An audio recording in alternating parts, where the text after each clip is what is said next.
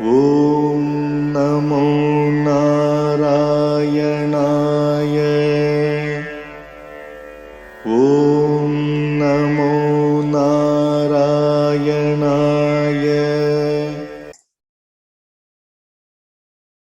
Asmat Gurubhyo Namaha, Asmat Parama Gurubhyo Namaha, Asmat Sarva Gurubhyo Namaha. So we're continuing on with our discussion of the book Sri Vaisnava Brahmanas.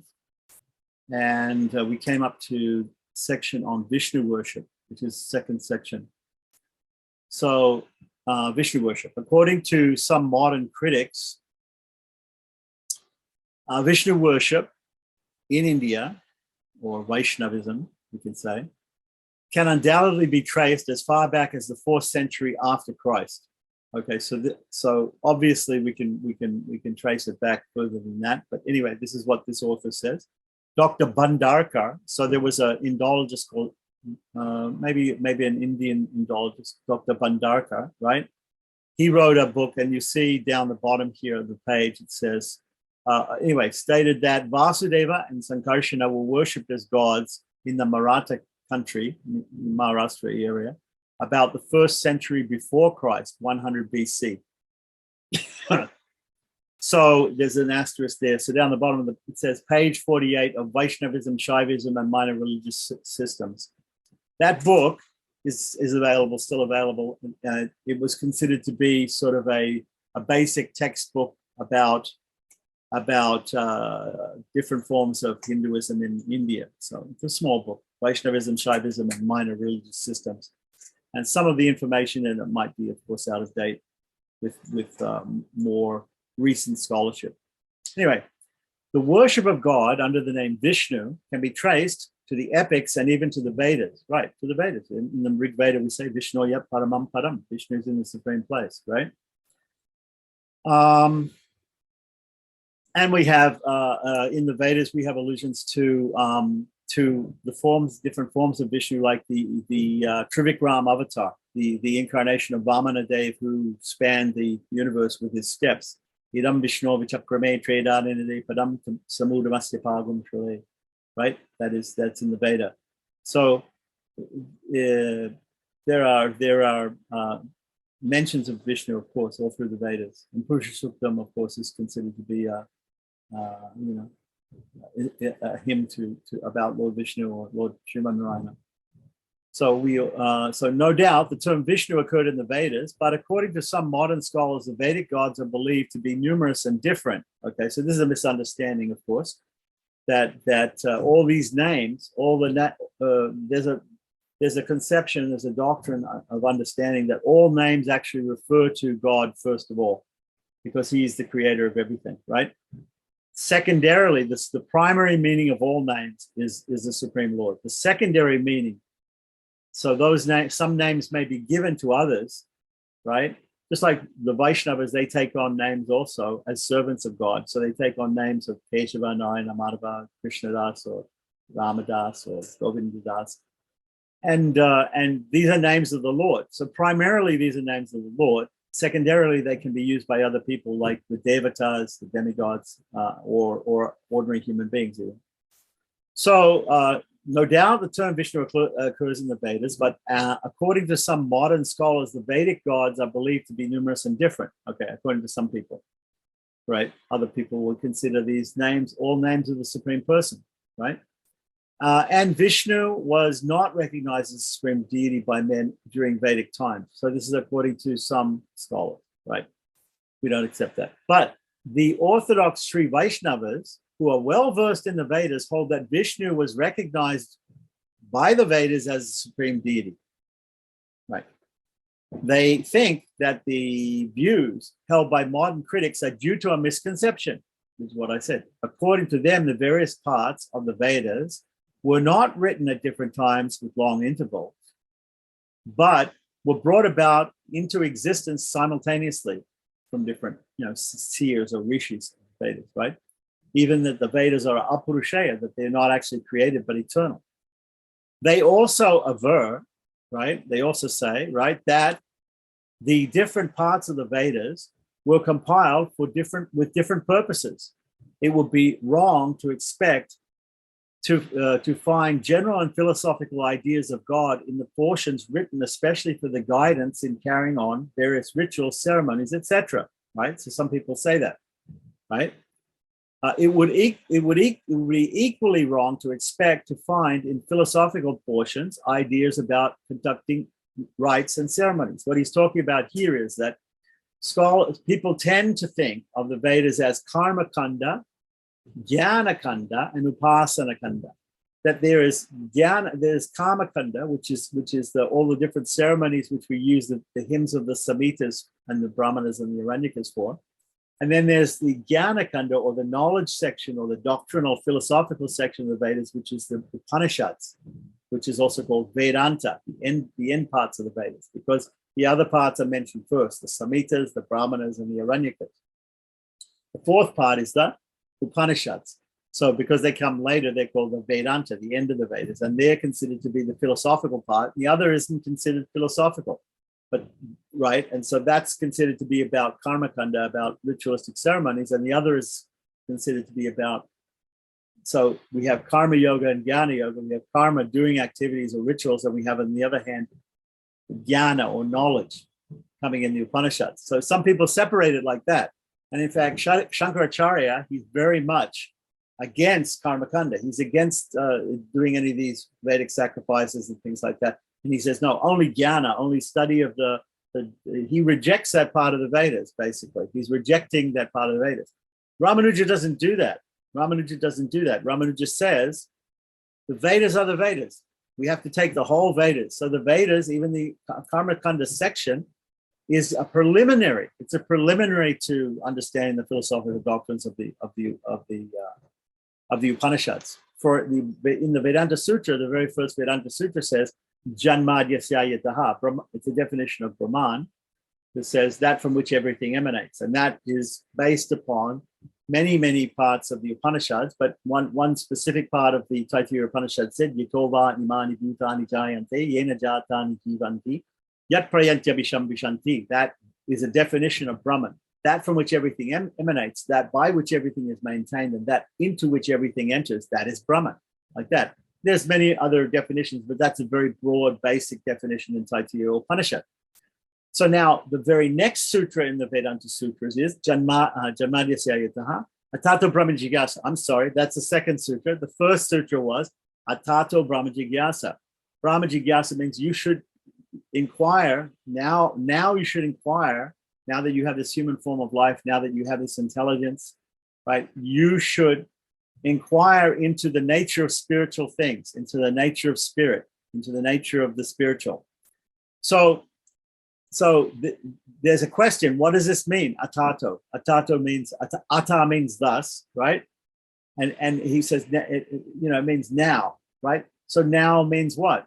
Now that you've finished with all the other section, the ritualistic section, he takes it, Ramanuja takes it that other section is also there, right, before, right? So karma kanda, so that's what's these two sentences here is talking about, the idea that there are these different sections of the Vedas. But we take the Vedas, we take everything in the Vedas. Similarly, acharyas like Madhvacharya and Shankaracharya, they cherry pick, what we call cherry pick in English. They take out different quotes from the Vedas here and there, and they take only the parts that they like, and they reject everything they don't like. So there are three kinds of shrutis, three types of statements in the Vedas. There are statements that talk about oneness of the Supreme Lord with the universe and the living beings. There are statements that talk about the difference between the Supreme Lord and the universe and the living beings. And there's also other statements which talk about the oneness and difference. So the statements that talk about oneness, more about oneness, they are called abheda shrutis. The statements that talk about difference are called bheda shrutis, because bheda means difference, abheda means oneness. And the other ones are called gatika shrutis, which talk a little bit about difference, a little bit about. So Ramanuja says we have to accept all the Vedas as they are, right? As the Vedas as it is. We have to accept the gatika shrutis, we have to accept the bheda shrutis, and we have to accept the abheda shrutis. Whereas Shankaracharya looks for the quotes from the Vedas that only talk about oneness. Madhva likes to look at the Vedas and he likes to find the ones that talk about difference. Ramanuja accepts it all. So that's the difference. So here, there are some scholars who will also say that there are these different sections and they really don't have anything to do with each other. But it's all one system. It's all Vedas, all the Vedas. It's all a system of the Vedas. So that's the way the Sri Vaishnavas and Ramanuja looks at it. So, but it's equally wrong to expect to find philosophical portions in the Karmakanda section. What's the difference between Sri Chaitanya and Ramanuja? It looks very similar. Okay, so basically, if we look in the spectrum that I just explained, right, we have on one side tending towards absolute oneness. We have Shankaracharya, that is monistic or absolute oneness, right? Everything is one thing, right? The souls, the universe, the Lord, they're all one thing. They're only just one thing. Towards absolute difference, we have on the other side Madhvacharya. The souls are different, the Lord is different, the universe is different, they're completely different from each other, they're all totally eternal, like that. Right. In the middle, you have these other schools of Vedanta. So in the middle, you have Ramanuja, Chaitanya's, Baladeva Vidyabhushana's, you have Nimbarka, you have Vallabha, you have Vishnu Swami, you have all these other ones, even you have Bhaskara and Yadava Prakash in the middle, like that.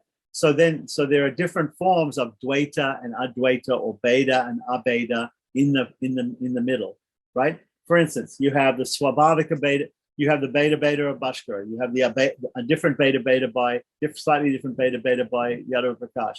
Then you have the Beta Beta, the Swabhavika Beta Beta of Nimbarka. Then you have the Chintya Beta Beta of Chaitanya, of Baladev. Then you have the Vishishta Dvaita, right, of Ramanuja. You have the Vishishtadvaita of Shrikar, the Shaiva Vishishtadvaita, right, which is modeled after the Ramanuja version, right, but which worships Shiva. Then you have Vallabha and Vishnu Swami. You have their Shuddhadvaita, right, Vallabha's Shuddhadvaita, right. So you have all these different. They're in the middle. They're all in the middle. And you can, by looking at by contrasting the different schools that are in the middle, in between complete oneness and complete difference, right? You have all these other schools which are, and you can look at them and you can see this one is a little bit closer to the personal, a little bit closer to the impersonal, a little bit more monistic, a little bit more dualistic, like that. On some points and on other points, maybe, so we can say that there's more monistic feeling on a certain doctrine in one school than the other, like that. So to really distinguish between all the schools that are very closely aligned in the middle, like I said, Nimbarka, Chaitanya, Vallabha, Ramanuja, etc., all in the middle, it's sort of difficult. There's a very clear distinction between the two ends, Shankara and Madhva, right? Madhva couldn't be more opposite to Shankara, and Shankara more opposite to Madhva. So that's why they have a lot of heated debates and they have a lot of books written back and forth by the scholars of those two traditions. Whereas the people in the middle they may take some point from Shankara or they may take some point from Madhva and they may accept it like that, right? So Madhva wrote he wrote specifically, he wrote to defeat Shankara. Ramanuja also wanted to defeat Shankara in some ways. In other ways, he said, yes, of course, like all Vedantins, everybody agrees that Brahman is the basis for everything. Everything is ultimately spiritual. The soul is spiritual. The material universe is ultimately spiritual. Why? Because it's all created by the Supreme Lord. So it comes out of him. It must be made out of the same substance as him, right? Whereas Madhva doesn't agree with that. Madhva doesn't agree. There are two causes, like when we say causes, right? So even the material scientists, they're looking for the cause of the universe. They're looking for the cause. They're looking for the origin, the cause. So when we look for the creator or the origin in philosophy, we're looking for God or we're looking for the cause. We say God created everything, right? I say before God created everything, there was nothing, okay? So what did God create everything out of? How did God make this universe, right? So Shankara says it's just an illusion and it doesn't actually exist. He's Brahma Satyam Jagat Mitra, that God is true, but the world is false. The world's illusion. That's Shankara's idea, monist idea. But Madhva's idea is that the world was always, the creation is done by the Lord, but the actual matter of the universe and the souls doesn't come from the Lord. They're eternal, like that. They were never, you can't say there was a time, right? Or before time, even before time, like that. So they were eternal. So whereas everybody else has this idea that the Lord is not only efficient, but also the material cause of the universe and the souls, right? This is called Parinamavad, right? Where Brahman, or the supreme, or spirit, changes into or different things like that. Okay. Anyway, it's sort of complicated. He's trying to make it very simple here, but he's saying that there are these different philosophies and things like that. More or less, for all intents and purposes, we can say that all schools of Vedanta have a lot in common. Even Shankara, even the Vaishnavas, even we have many things in common with Shankara. But right, there are certain, on the major things, the group in the middle, and even Madhva, we have similarities, more similarities than we do with Shankara, because Shankara actually denies reality to the soul and to the universe. So he says Brahma Satyam Jagat Mithya. Mithya means it's an illusion. So everybody else agrees. Even Madhva agrees that the soul is real. All souls are real. The universe is real, right? There's nobody else that says the universe is not real, right? But Shankara, he absolutely says everything is unreal. It's all an illusion, which brings about the idea that many people have in philosophy, that Shankara's philosophy is just simply covered Buddhism, because Buddhism is nihilism, right? The difference between Buddhism and Shankara is, and Advaita or Advaita or Kevala Advaita, right? Is that Kevala Advaita says there's one thing, there's only one thing, Brahman, the supreme spirit. Whereas the Buddhists say there is nothing. So if we say that the Buddhists say everything's zero, Shankara says everything's one, and the Vaishnavas, including Madhva, right, say everything is more than one. There's more than one thing. That's a very, very simple way of saying it. So we have more in common with Madhva and Ramanuja and Chaitanya and Vallabha and all these people, right, than we do with Shankara, because Shankara says there's only one. And Shankara is close to the Buddhists because they say there's nothing, although he is actually different from Buddhism because they say there's nothing. So we can think of it like that: zero, one, and more than one. Plural. Yeah. So we're plural. We're pluralists. We believe in the plurality of existence. There are different things, right? Whereas the Advaitin believes in oneness, and the Buddhist believes in nothingness, right? So they both believe in illusion, that the difference that we see is an actual illusion. The Buddhists think it's an illusion, and so do the Advaitins. So anyway, continuing on. Modern critics and scholars generally hold, so he's giving something that they say, modern people say. So generally hold, and remember this was written, in the 1920s? So, or a long time ago. So he's talking about at the time when he wrote the book. Modern critics and scholars generally hold that the Vedic periods were several. There were several different Vedic periods, and that the idea of God varied in these periods. In other words, they recognize three phases in the thought in the Rig Veda, namely nature worship. Nature worship would be what we call pantheism. In English, we have a word pantheism. It comes from the Greek. Pan means everything. Pantheism, theos means God.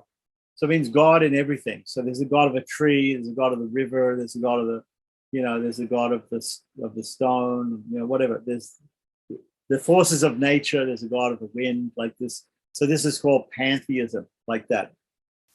then monotheism, and then monism, right? So this is what scholars say like that. Now, actually, if we were to give a name, a type of theistic name to the Vaishnavas, all the Vaishnavas, or even the Shaiva Vishishta Advaita, whatever it is, all the schools in the middle of the spectrum, right? We would have to say, except for Madhva, if we wanted to distinguish those schools which are sort of even-handed in the middle between personalism and impersonalism, right? We would say that they are panentheistic, not pantheistic. Pantheist is nature worship, but panentheism. Pan again means all, en means in, and theos means God. So all in God. So Sri Vaishnavism, especially Sri Vaishnavism, is everyone in God, all in God. God is everything.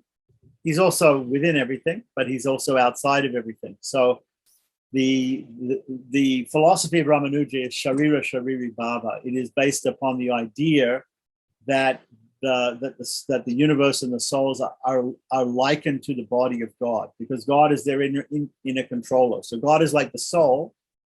So we understand that a little bit about the body, mind, soul construct that we're inhabiting right now in this material world.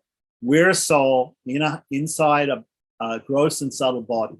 So we're inside of a mental body, a subtle body, and we're also inside a gross body, and that's described in Bhagavad Gita very, very easily in the 7th chapter. Bhumir apo nalo vayu kamana bodhayevacha ahankara itiyame bina prakritirastra.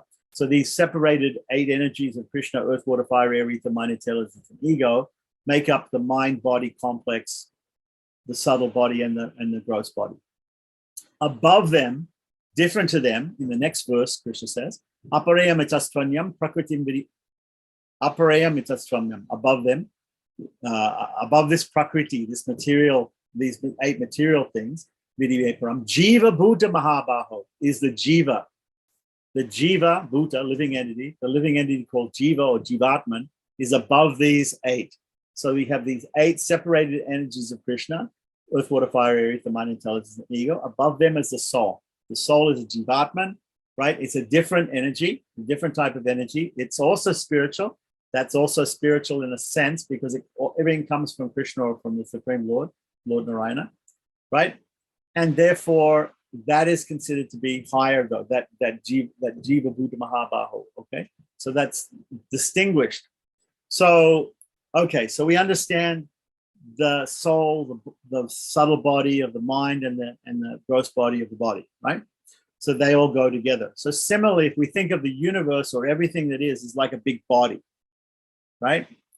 And if we think of the parts of that body, inside that body are all the souls, and are also all the universes, right? Inside the body, a totality of everything is like God's body, right? So God actually is like the soul inside that body.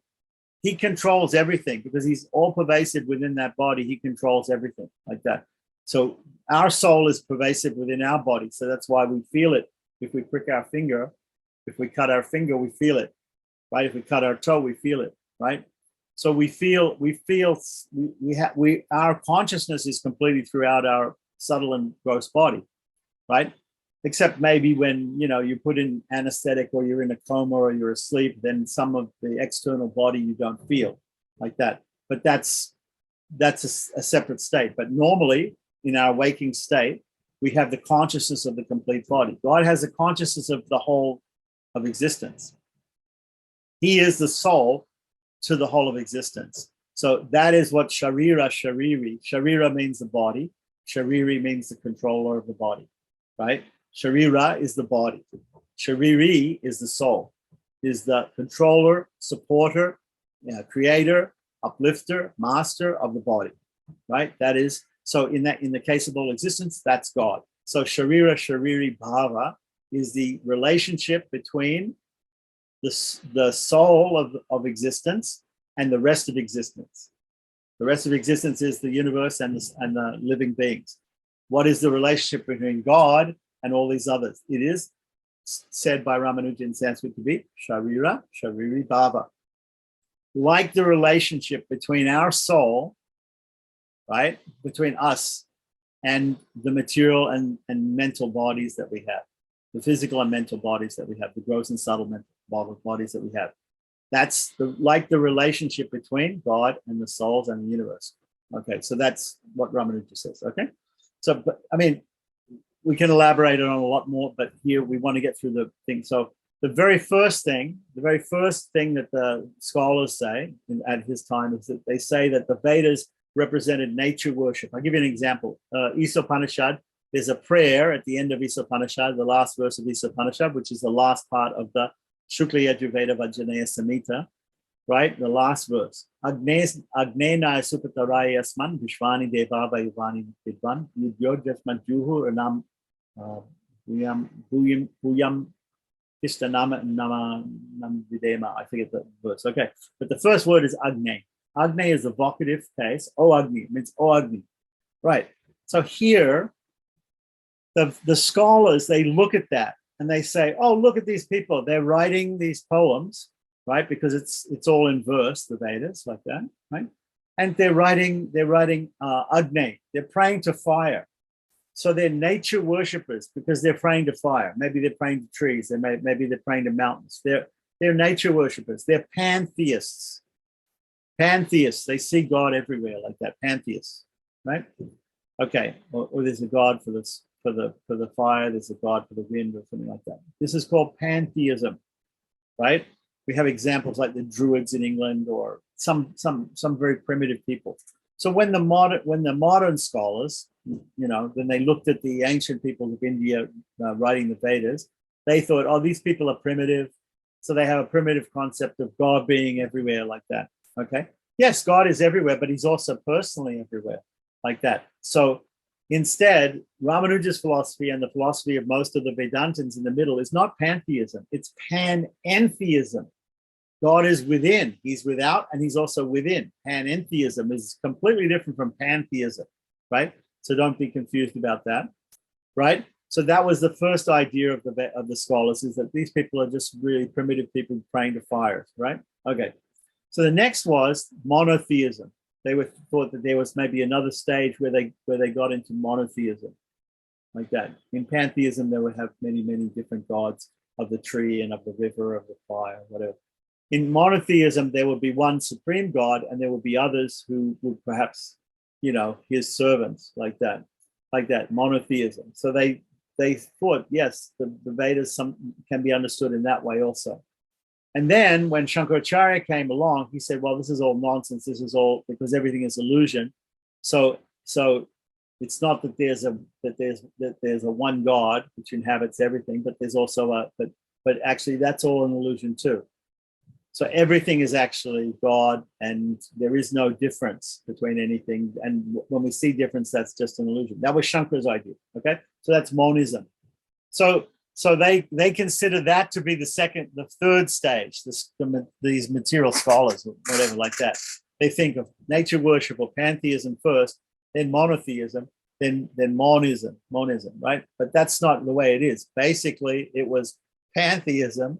Well, it wasn't pantheism at all. The Vedic scholars and Vedic rishis understood. They understood actually the Sharira Shariri Bhava. They understood panentheism. Right, so the scholars were wrong about the first stage. The second stage was Shankara came along and tried to convince everybody of monism, but monotheism has actually been there all the time. It's been there all the time.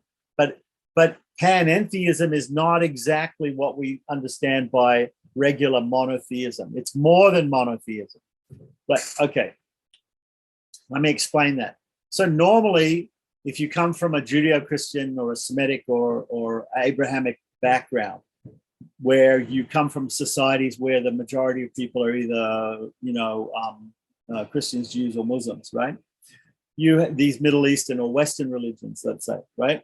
So those people, they tend to think of God as God is there, God's in heaven, He's there, and we're here on earth, right? And the universe is here, and they're separate. They're all separate, sort of like Madhva. And if you study Madhva, you'll see that it seems like Madhva was influenced a little bit, in my opinion. He was influenced by Christianity. Christianity came very, very early in before Madhva to that coastline, the west coast of India, from let's say Goa all the way down to Kerala. So this is the area where Madhva was, right? So he may have been influenced by these Christian ideas by the Syrian Catholics, the original Syrian Catholics. Okay, so the thing is, in Abrahamic religions and Western religions in general, they're more like Madhvas. They see things as different, that God's different, and there's nothing really similar or the same about us and God or this world and God. But Vedanta, the Vedanta is not like that. Vedanta says there is an underlying spiritual nature of everything. Everything is spiritual by nature. Everything is spiritual by nature. The soul is spiritual. The world, because the world was created by God, is also made out of God, is also spiritual by nature, by its nature, right? It's also different. It's not completely the same, like a spark and a fire, right? A spark cannot do what a big fire does, right? But it's small, but it has similar qualities. It has the same heat and light, but in very minute degrees, okay? So we are like, so the idea of panentheism and the idea of Vedanta is that everything has some aspects to it that are spiritual or godlike. We're not God. This world isn't God, but it's God-like because it comes from God. It was made by God, out of God, so it's God. It's God in a sense, right? Okay, so the idea is that, so they were wrong. These scholars were wrong about the nature worship. The people who follow the Vedas never were pantheists. They were panentheists. They understood that God was within everything. They were monotheists in that sense, right? The Vaishnavism is considered to be a monotheistic faith, right? That Vishnu is the supreme God, right? Like that, he's God. But when you say, but in the normal sense that people in the West use monotheism, they think of like what Madhva thinks of. God is separate from this, completely separate from the universe and completely separate from the living being, which is a type of religion which is called deism. Maybe back in the time of the Israelites and the Egyptians and everything like that, God showed up as a burning bush or a great voice or something like that. But he doesn't do that anymore. He set the creation in motion and he sort of stepped back and he's in his heaven and he's very separate like that. That is called deism. That's called deism. Deism, too. Deism.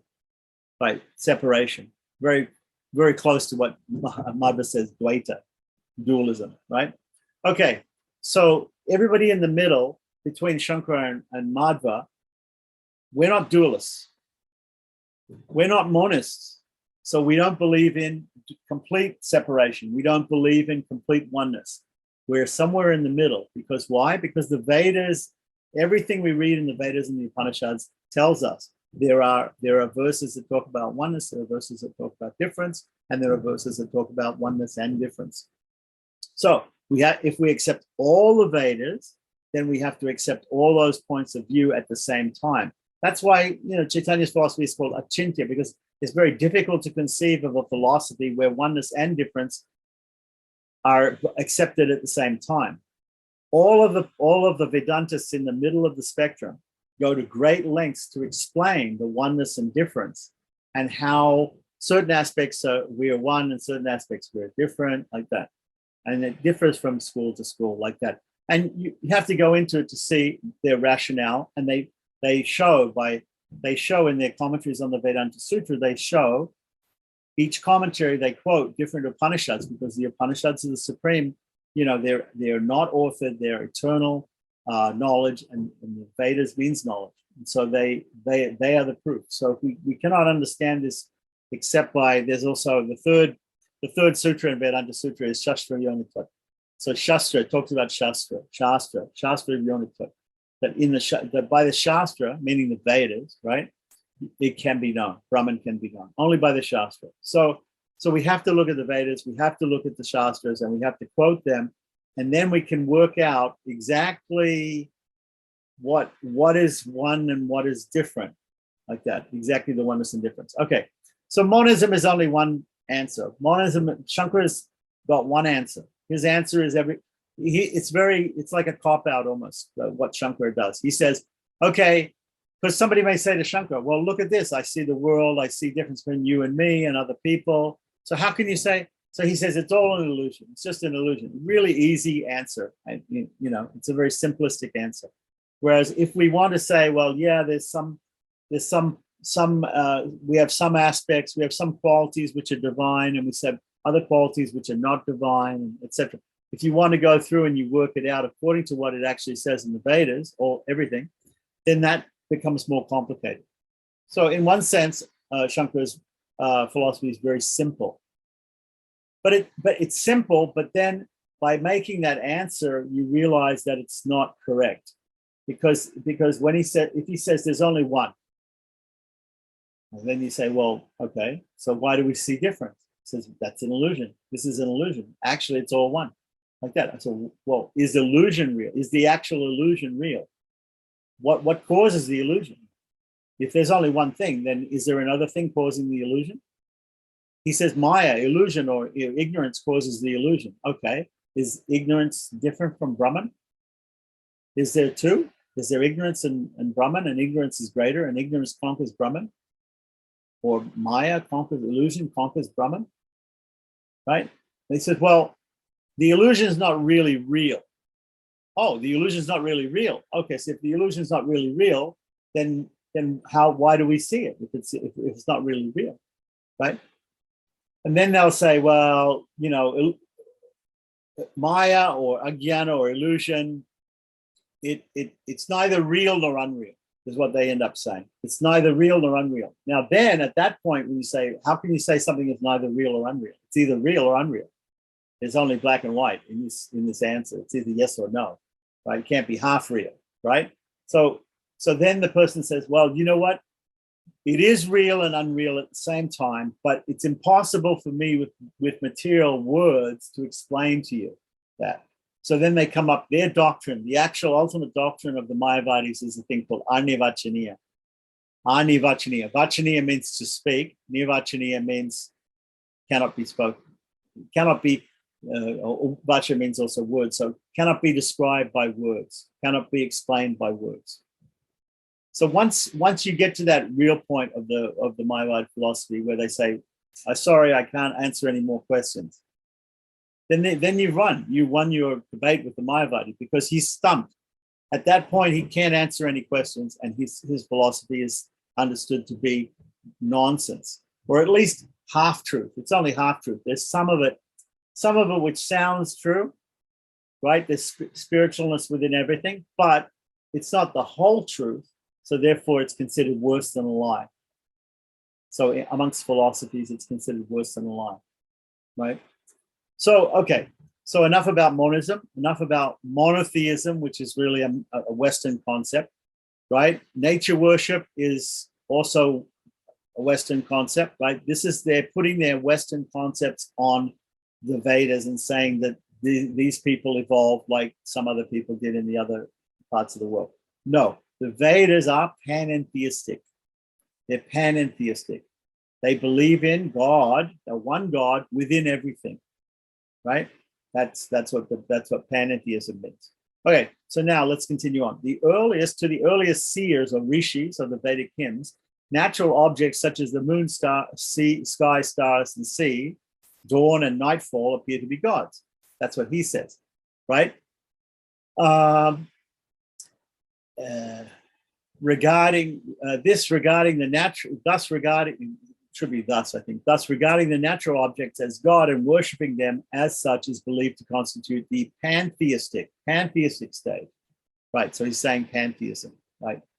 Not panentheism, right? So here we have, when man began to think more about himself and his own agency, he was induced to project himself and think of the spiritual agencies in his own form. That's called anthropomorphism, right? Where we think, okay, we think that we're praying to the fire, and therefore we create the idea of a god of fire, and he should have two arms and a head and legs like us, right?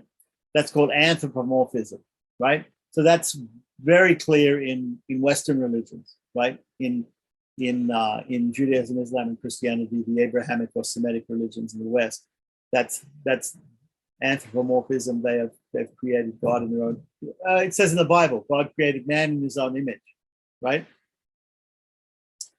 Okay, so that's how they get around that one. So they say, oh, so here he's mentioning some names that are given in the Vedas, right? Some names of God in the Vedas. Dyaus means the sky. Varuna means the waters, right? Mitra, right, are all considered to be Vedic gods. Surya, Pushan, Agni, Soma, Parjanya are also Vedic gods. Okay, so this is all according to Western Indology, ancient Western Indology, 19th century Western Indology. In this connection, we may quote what Barnett, one of the modern scholars, says about these.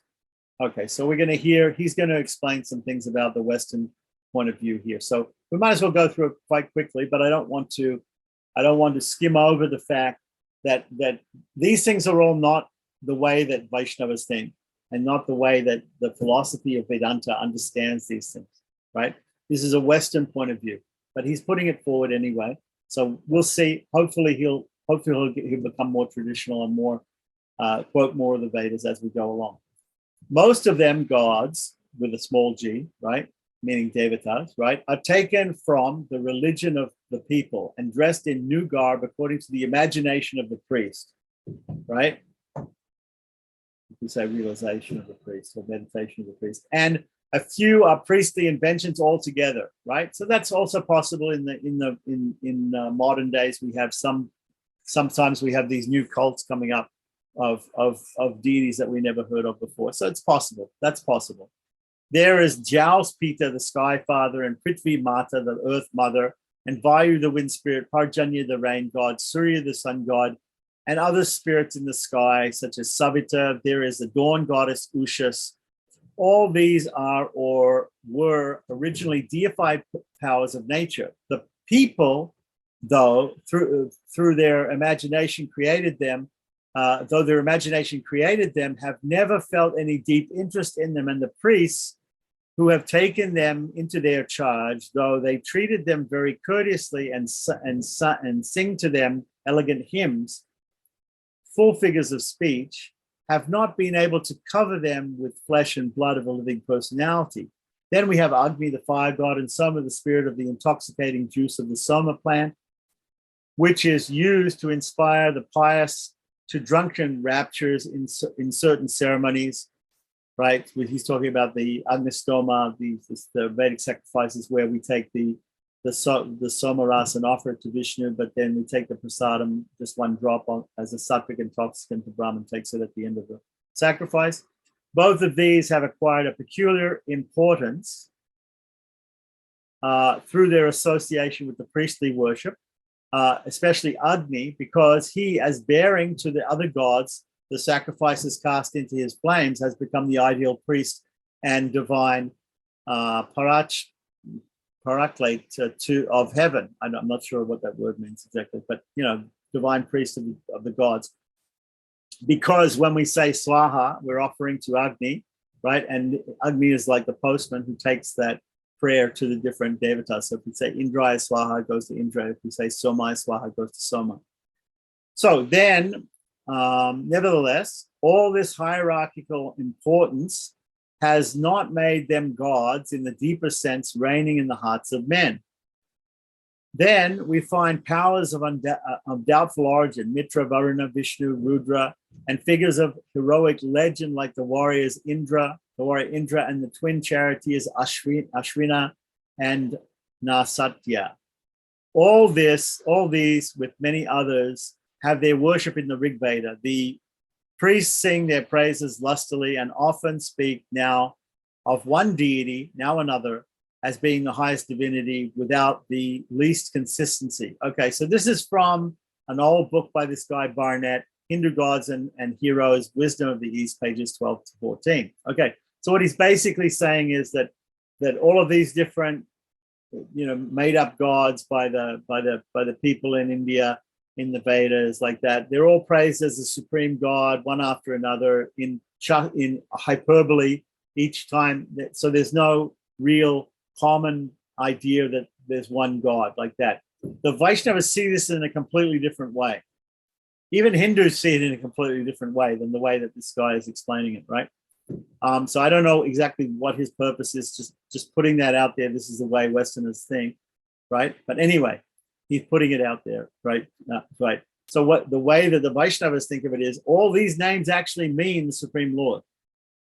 So they're all, it's not that the priest is worshiping all these different demigods. This priest is worshiping the Supreme Lord, who is the internal controller, the Antaryaman of all these devatas. Yeah, so that's the way the Vaishnavas look at it. Surya and Savita, if nothing else, these names are primarily names of the Supreme Lord Sriman Narayana. That's the point.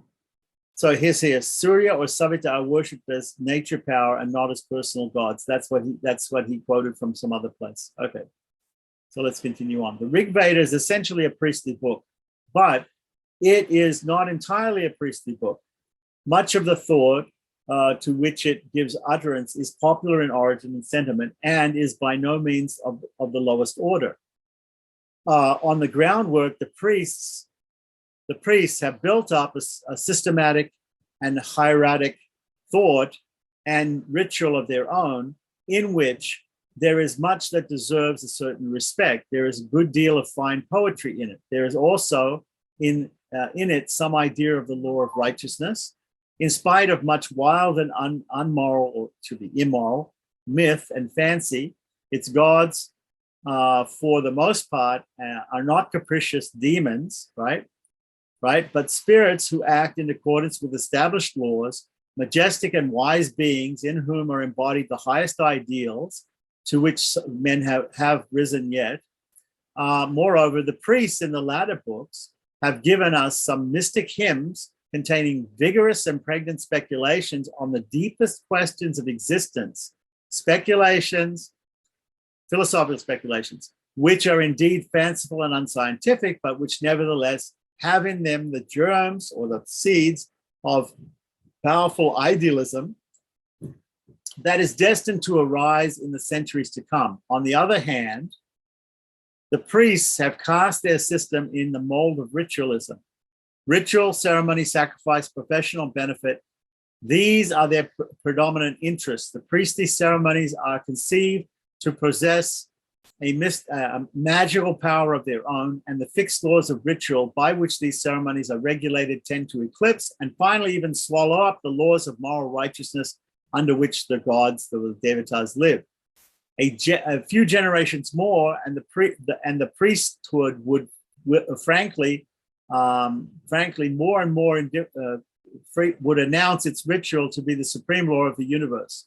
Meanwhile, they are becoming more and more indifferent to the personalities of the gods when they have preserved any. They are quite ready to ascribe attributes to one deity to another, even attributes of nominal supremacy with unscrupulous inconsistency and dubious sincerity, for the personalities of the different gods are beginning to fade away in their eyes, and in their minds is rising the conception of a single universal Godhead. Right, and this is from Barrett, Hindu Gods and Heroes, page 42 to 44. Okay, so that's his idea. So his idea is that there's an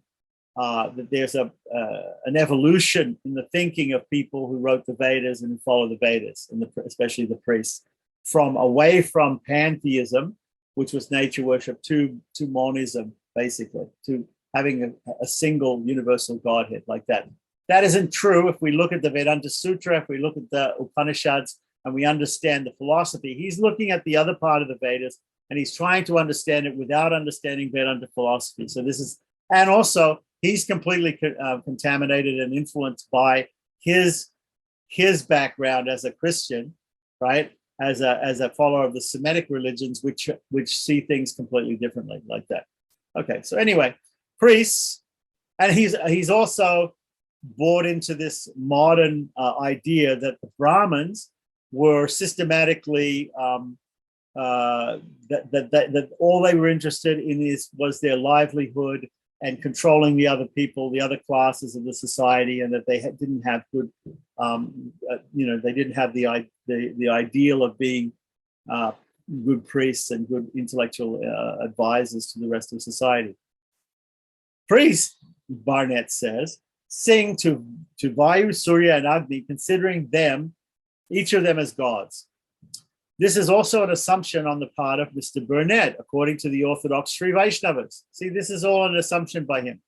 They think that Mr. Barnett does not understand the real mentality of Hindu Vedic men. To interpret the text of the Vedas as understood by the Vaidika Brahmanas who know the Vedas, right, it is absolutely necessary to know certain explanations which are usually given orally, right? So a lot of times the explanations in those days of these things, talking against the Indologist ideas, the traditional ideas of Vedanta, were only spoken orally from the guru to the shishya, from the teacher to the student, right? So since it wasn't written down, a lot of these explanations, the Indologists didn't see it. To interpret the text of the Vedas as understood by the Vaidiki Brahmins who know the Vedas is absolutely necessary to know certain explanations, which are usually given orally. Since these explanations are not generally reduced to writing, misreading and misinterpretation become possible. The remarks of Mr. Burnett are quoted at length just to show how modern European scholars think of the Hindu conceptions of God from Vedic times. Whatever may be the view of the modern European critics and scholars, it is not certainly supported by the Sri Vaishnavas. So none of that is supported by the Sri Vaishnavas. All the remarks made by Mr. Barnett, they say would disappear if he understood the mentality and viewpoint of the Vaidiki Brahmins well versed in the Vedas. They maintain that the idea of one God is certainly derivable from the Vedas, and that the various gods mentioned and worshipped are only subordinate and do not refer to the supreme deity. Mr. Barnett says that Jau's Pita, Prithvi Mata, Vayu, Parjanya, Surya, and Ushas were originally held to be deified powers of nature. But according to the Hindu conceptions, these are not to be considered as gods, but only as spirits, right? We could call them devatas, right?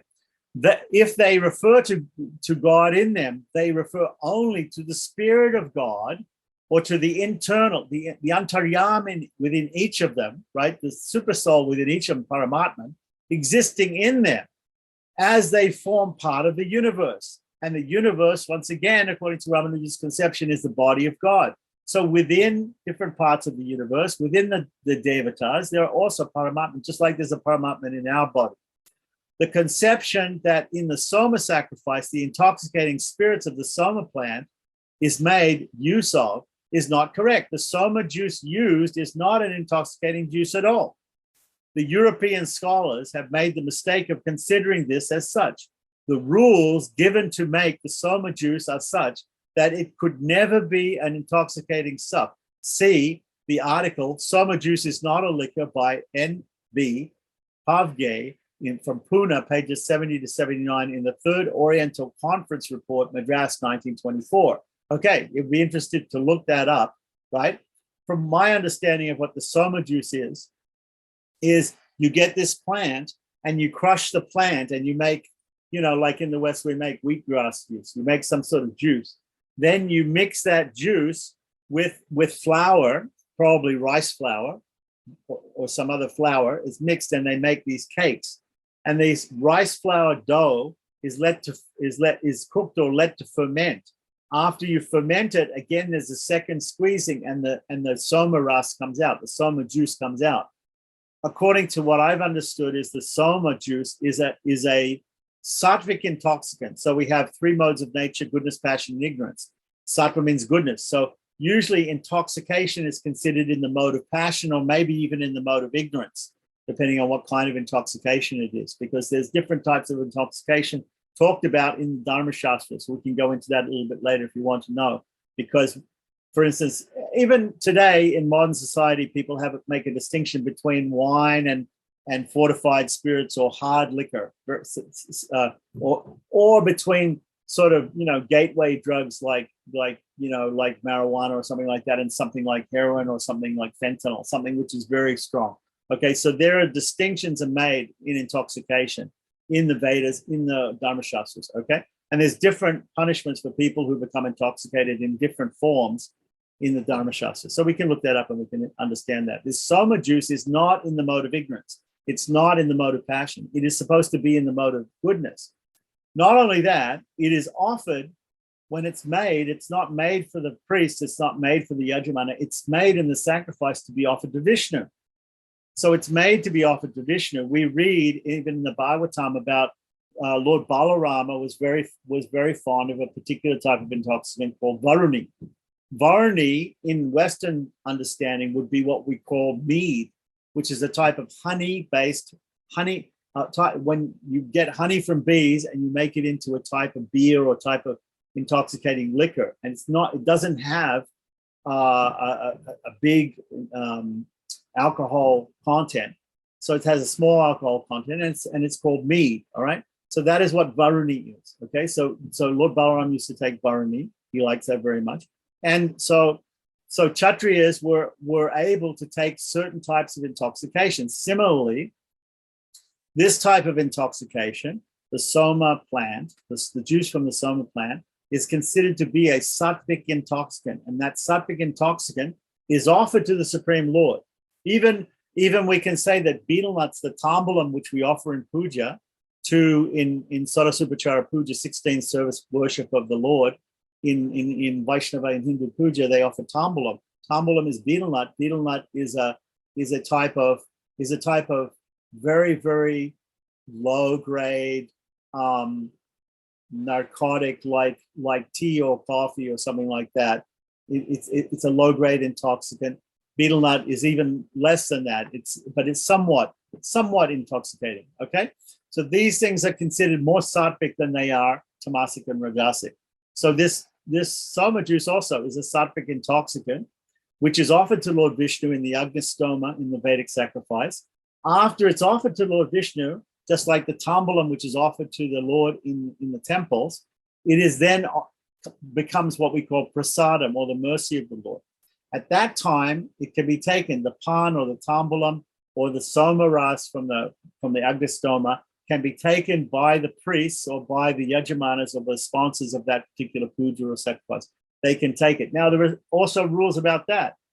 Not all people can take those things. The sannyasis, the vanaprasthas, the brahmacharis are not supposed to take. Only the grihastas are allowed to take the pan like that. But in even modern Brahminical society in South India, it's grihastas who are allowed to take the pan and not the others. So they take the prasadam pan like that.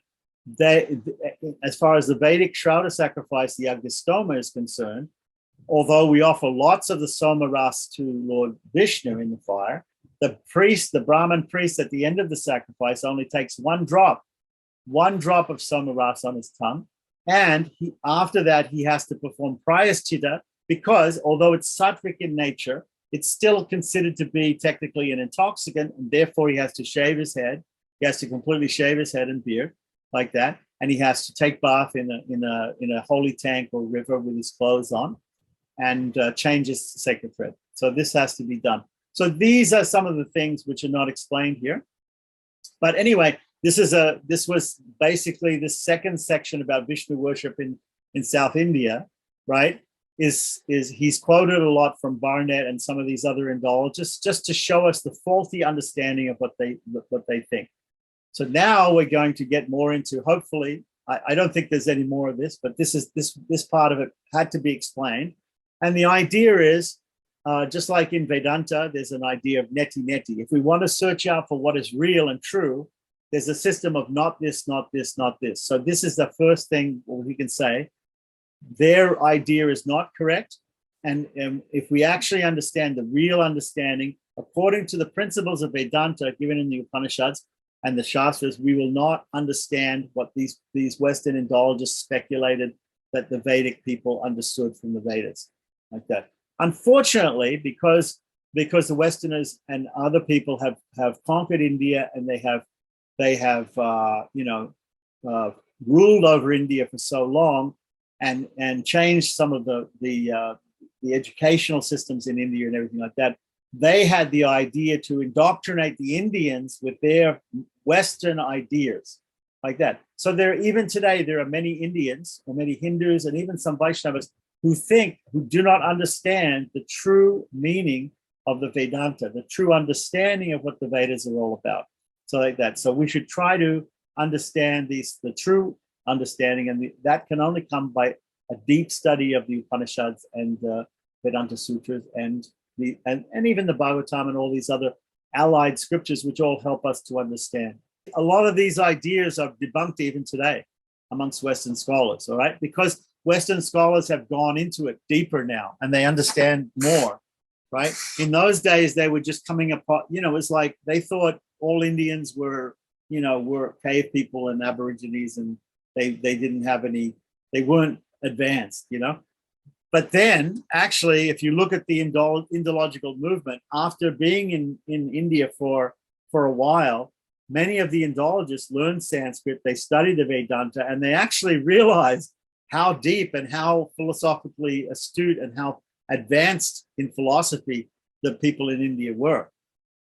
And some of them, it was said that some of the Indologists, they got criticized by other people in England and everything because they said, oh, you've turned native, you've gone native, now you think that the Indians have a better idea than we do, like that. So then you have systems like you have the rise of the Theosophical Society in Chennai, in Madras, right?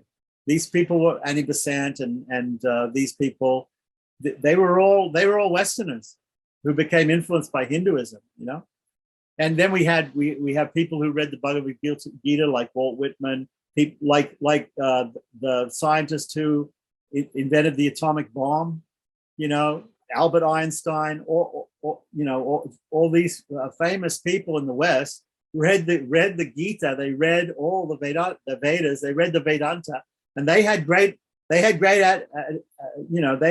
greatly admired the Vedic Vedantic philosophy, like that. So in the beginning, people maybe didn't understand, but later on, they began to appreciate much, much more. Om Namo Narayana.